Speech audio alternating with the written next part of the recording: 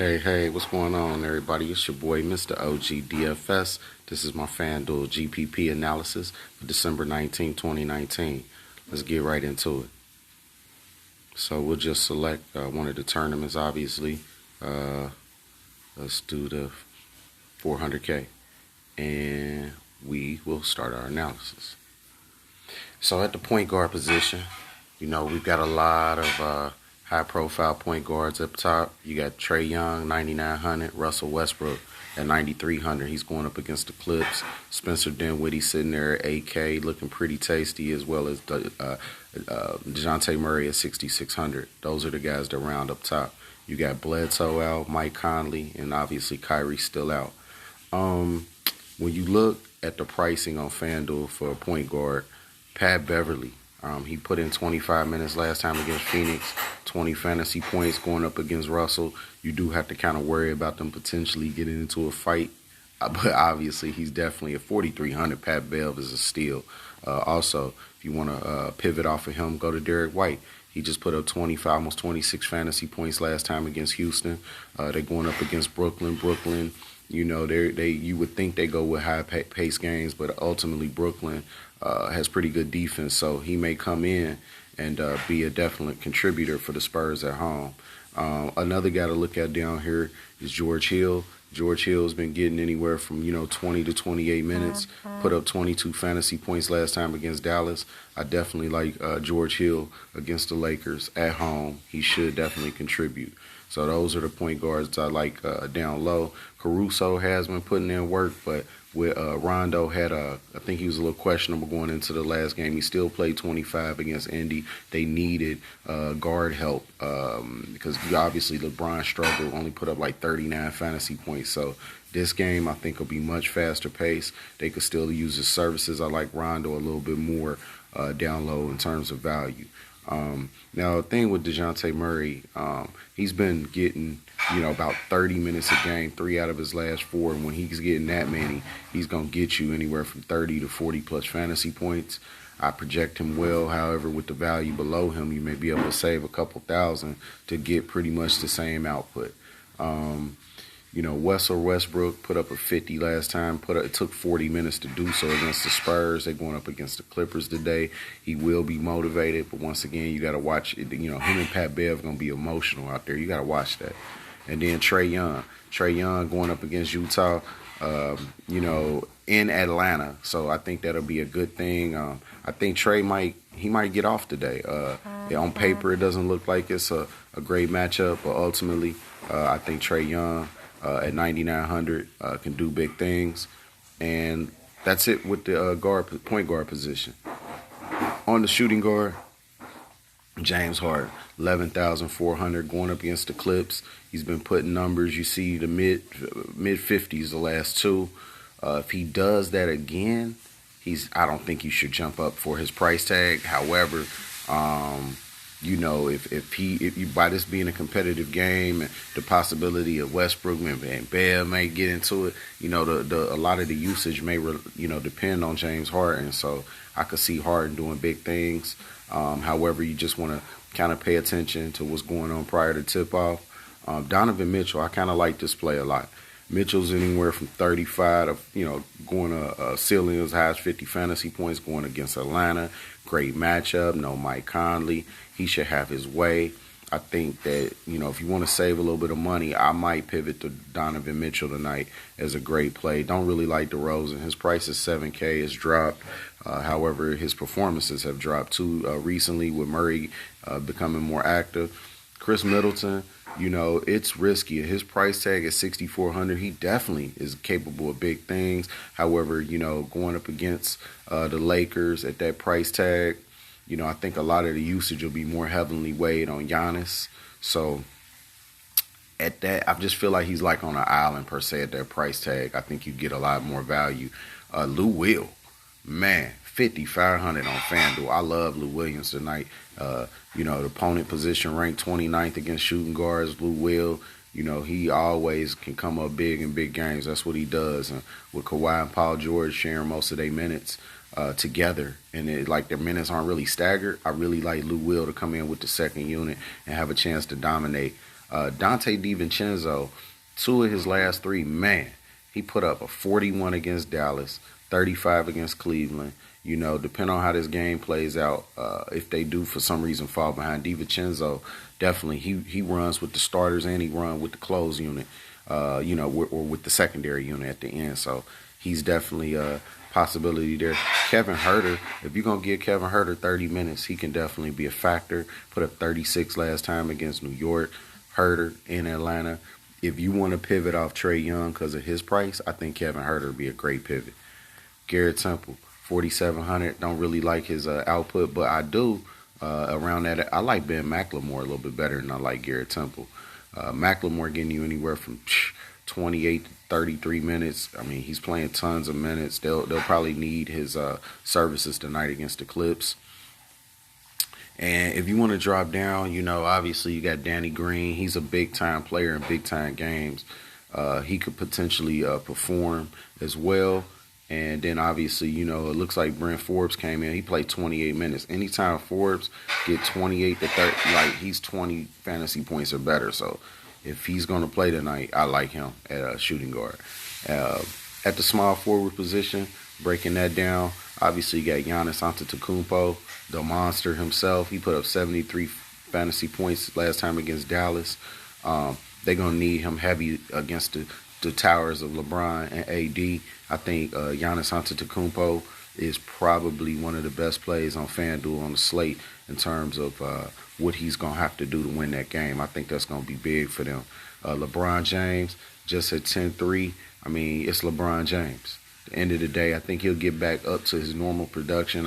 He's not going to stay at about 40 fantasy points this game. He'll go back up, but if I had to choose between the two, I definitely would go with Giannis. I mean, he's the younger player, the reigning MVP. He's fresher. He's been putting up more monster fantasy numbers on a more consistent basis. Price-wise, that's your better play there. Paul George, with this matchup against Houston, I think you could really see big number out of Paul George today. I think Kawhi ultimately is the man that's going to run the majority of that. The usage is going to go through Kawhi, but man, at 9,100, Paul George is an excellent option. And if you want to try to get around maybe LeBron on the road and go with a home stack of George and Giannis, that could be a great option. Now, dropping down, man, with your boy Mike Conley out, man, look at Joe Ingles out here. At his price, at just 5,600, Ingles been putting up great fantasy numbers. 30s, 29, basically 30 or better out of the past 5 games. He's been very consistent. Even with Conley, I think, came back a game or so. He still did a great job. I love Joe Ingles tonight in Atlanta. I mean, it's definitely setting up for Ingles to have a big game. One guy I like down here, DeAndre Hunter put up a 34 last time. I had him a lot last time against New York. He playing Utah as well. If Trae is struggling out there on the perimeter, I could see guys like Hunter, Reddish, and like I said, Huerter for sure. Huerter and Hunter for sure to be staples and having good fantasy numbers today against the Utah Jazz. And one last guy I did see, Rudy Gay has been performing pretty well. Put up almost 35 last time against Houston. So if you're going up against Houston, that could be a great matchup. That's why at the end of the day, you got to like the Clippers' chances. House, he hasn't been performing fantasy-wise lately. But let me go on here down to Cam Reddish. It's risky. He 3,900, but Utah 25th against his position. He's been putting anywhere from 26 to 30 minutes. Reddish at 3,900 could be a potential great play at the small forward position. Going to the power forward, up top, you got AD. AD, he does plan to play for the Lakers, but it just feels like when guys are, dealing with hampering injuries, sometimes it limits their peak performance. Because I remember he was saying he was about 100%. Then he had big monster games against Portland and Minnesota, putting up great fantasy numbers. So AD, if he's 100%, I would be having loads to take tons of AD. But because he's not, I'm going to try to pivot and use that budget more towards guys like Giannis. Here's my man, Kawhi Leonard. I really like Kawhi against Houston. I think he comes and performs in big games. It'll be a nice pace spot.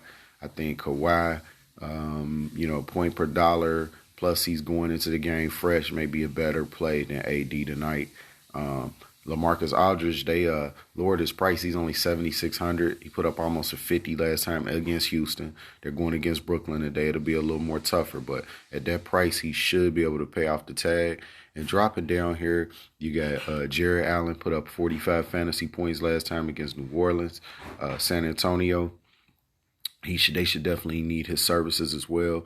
I definitely like Jared Allen today. Now, here's one guy if you want to just pay down at power forward. Ilyasova is pretty much hitting 5x value every or better every game. So Ilyasova at 3,600. If you trying to put those superstars in, I would definitely recommend using Ersan Ilyasova at power forward.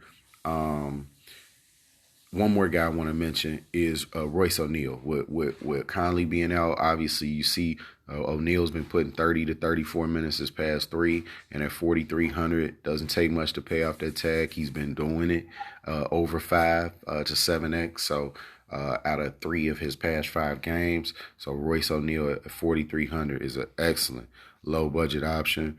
You know, PJ Tucker should get a lot of, he's already been playing 35 to 40 minutes, $4,700.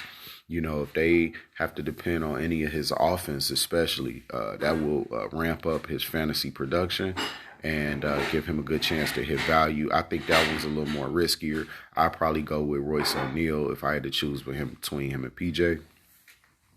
Which it sounds crazy, but that's just the way it is looking at the moment based on how the usage will go for each team.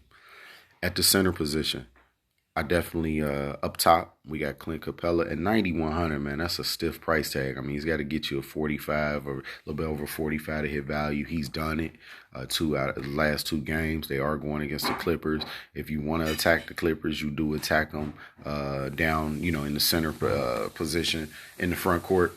So I definitely think Capella, even though his price tag is high, has a good probability of hitting value. If you want to save a little bit of money, $1,300 cheaper, bang. Here's Rudy Gobert.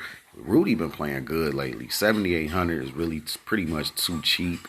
So I definitely think Rudy Gobert at 7,800 would be a strong option.